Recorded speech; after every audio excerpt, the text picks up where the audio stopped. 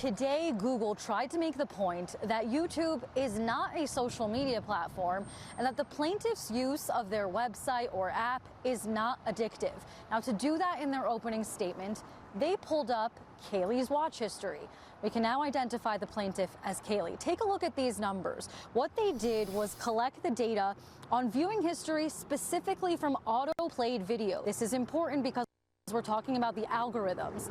They say she averaged 4 minutes and 9 seconds per day from 2020 to 2024, and they say painting that as an addiction is an unfair assessment.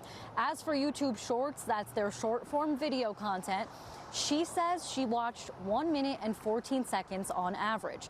In contrast, Monday, the plaintiff's lawyers presented the jury with what he says is internal documents from Google. Lawyer Mark Lanier pulling this direct quote: "Goal is not viewership, it's viewer addiction." Lanier attempting to engage the jury, illustrating what he says is as simple as ABC, holding toy blocks with the letters.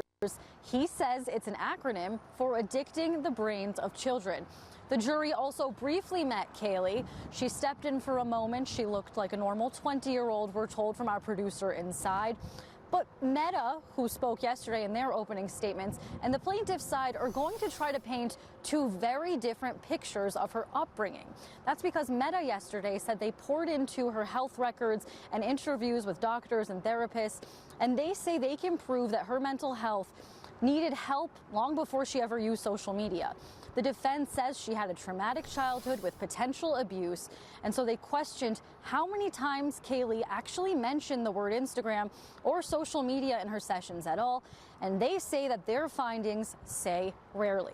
So, Liz, these are two very different avenues that Google and Meta are going to use to try to make their arguments.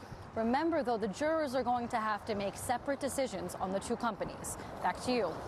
Separate decisions, so this could be a long one. Kelly, thank you very much.